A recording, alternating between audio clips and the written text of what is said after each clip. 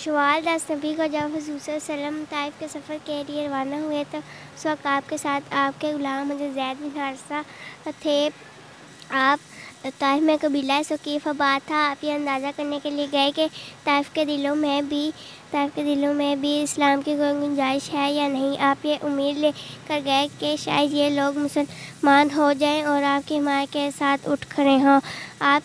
آپ صلی اللہ علیہ وسلم نے سب سے پہلے جا کر اس قبیلے کے سرداروں سے ملاقات کرنے کا ارادہ کیا۔ یہ 3 بھائی تھے، ایک کا نام یراد تھا، دوسرے کا نام تھا اور تیسرے کا نام حبیب تھا۔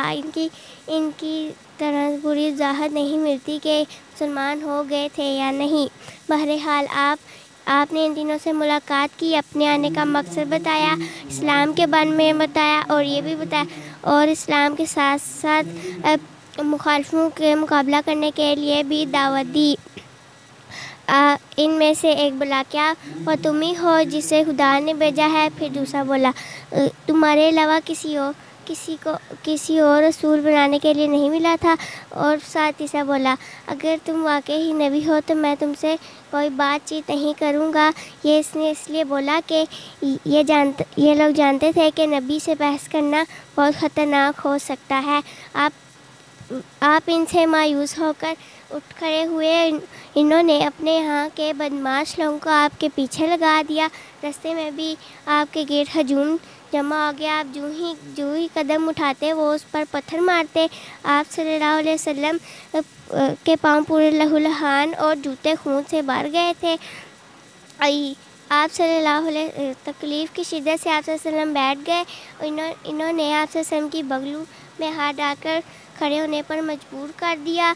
یہ ساتھ پتھر آپ نے جو ہی اٹھنے کا فیصلہ کیا یہ پھر پتھر مارنا شروع ہو گئے اور یہ ساتھ ہنس رہے تھے اور قہقہے لگا رہے تھے۔ آپ صلی اللہ علیہ وسلم اس بستی سے نکل کر ایک انگور کے باغ میں بیٹھ گئے اور ان سے چھٹکارا مل گیا اور اللہ سے دعا فرمائی، اے اللہ، میں اپنی لاچاری، کمزوری اور کی تجھ سے فریاد کرتا ہوں۔ یا رحمن الرحیم، تو ہی میرا رب ہے، تجھ پر ہی مجھے بھروسہ ہے اور تو مجھ سے غصہ نہیں تو مجھے کسی کی پرواہ نہیں۔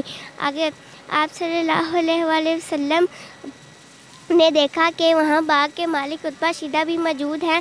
ان کو دیکھتے ہی آپ اٹھ کھڑے ہوئے کیونکہ آپ جانتے تھے کہ یہ لوگ اللہ کے دین کے دشمن ہیں۔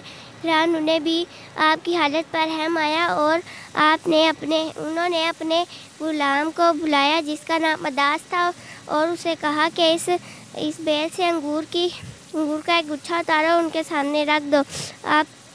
عداس نے حکم کی تعمیل کی اور آپ صلی اللہ علیہ وسلم کے آگے انگور پیش کر دیا۔ آپ صلی اللہ علیہ وسلم نے انگور کھانے کے لیے ہاتھ بڑھایا تو فرمایا، بسم اللہ الرحمن الرحیم۔ عداس نے سوچا کہ اس علاقے کے لوگ تو ایسا نہیں کہتے۔ آپ صلی اللہ علیہ وسلم نے پوچھا، تم کہاں کے رہنے والے ہو؟ اس نے کہا، میں نینوا کا رہنے والا ہوں۔ آپ نے اسے نینوا کا نام سنتے ہی فرمایا، تم یونس علیہ السلام کے وطن ہو اور جوتمی کے بیٹے ہو۔ آپ کے اسے یہ بات سنتے عداس بہت حیران ہوا اور آپ سے پوچھا، آپ کو اس کے بارے میں کیسے پتہ ہے؟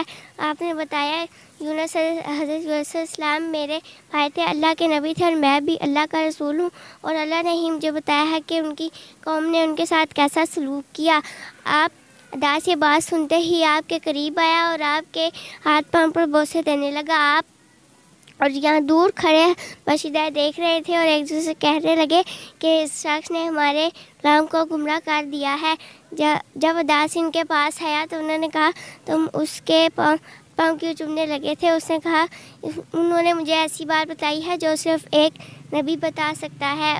عداس مسلمان ہو گیا۔ جب آپ صلی اللہ علیہ وسلم اس باغ سے نکلے تو حضرت جبرائیل علیہ السلام کے سامنے آئے اور کہا، اللہ نے کہا ہے اگر آپ کی اجازت ہو تو ہم اس قبیلے کو 2 پہاڑوں کے درمیان کچل دیں۔ آپ صلی اللہ علیہ وسلم نے منع فرما دیا اور فرمایا، مجھے یقین ہے کہ اللہ ان کی اولادوں میں ایسے لوگ پیدا کرے گا جو صرف اللہ کی عبادت کریں گے۔